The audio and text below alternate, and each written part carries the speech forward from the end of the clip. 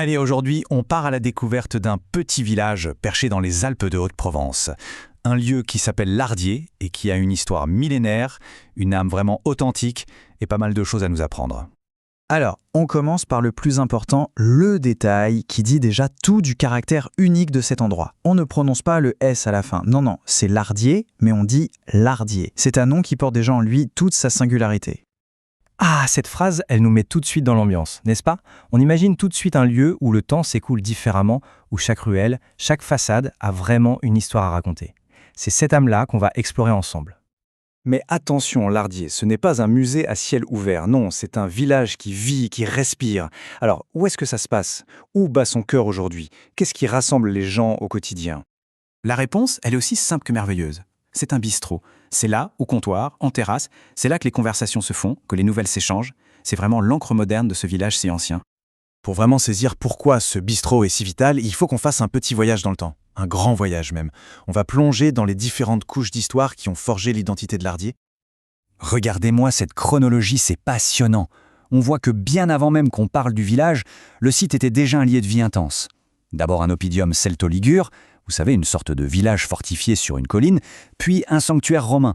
Ce qui est fou, c'est cette continuité. Des Celtes jusqu'aux républicains insurgés de 1851, cet endroit a toujours été habité par des gens de caractère. Faisons un petit focus sur les hospitaliers. Leur présence ici, c'était quelque chose d'assez rare, et ça a littéralement donné sa forme au village, qui s'est construit autour de leur commanderie.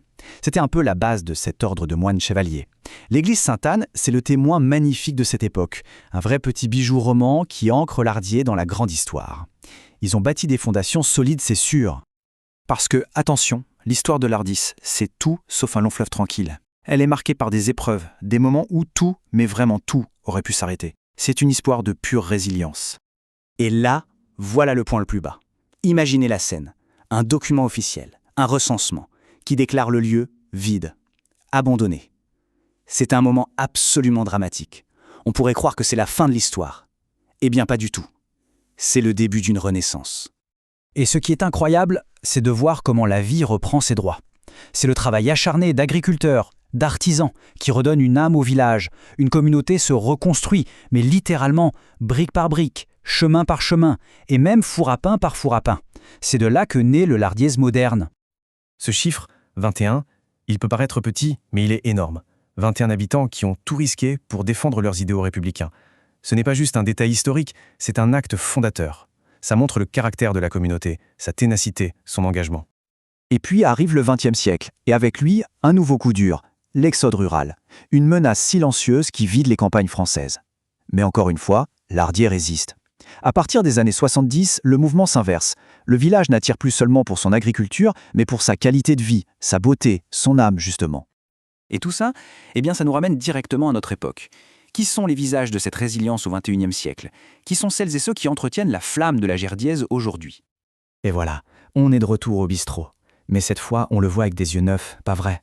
On comprend mieux pourquoi il est le centre du monde. Ce n'est pas juste un commerce, c'est l'héritier de tous ces fours à pain, de toutes ces assemblées qui ont permis au village de rester en vie. Et celui qui fait battre ce cœur, c'est Charles. Son travail va bien au-delà de servir des cafés. Il entretient le lien social. Le texte le décrit comme un phare de convivialité, et l'image est parfaite. Dans un village un peu isolé, ce rôle est absolument essentiel. C'est grâce à lui que les histoires continuent de se transmettre.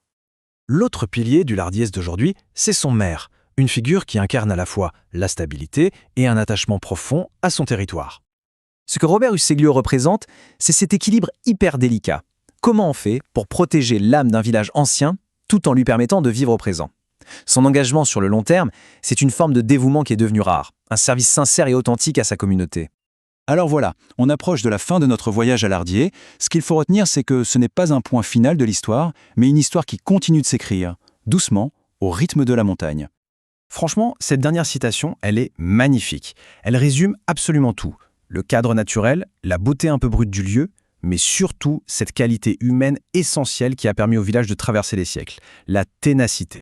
Et voilà, la boucle est bouclée. On revient à ce petit détail du début, la prononciation. Mais maintenant, ce n'est plus du tout anecdotique. Prononcer Lardier, c'est une façon de rendre hommage à cette histoire unique, à cette incroyable résilience. C'est peut-être ça la vraie question que Lardier nous renvoie. Dans notre monde si pressé, un village comme celui-ci nous rappelle des leçons essentielles. La valeur du temps long, la force incroyable d'une communauté et cette capacité de résilience qui est comme inscrite dans la pierre provençale.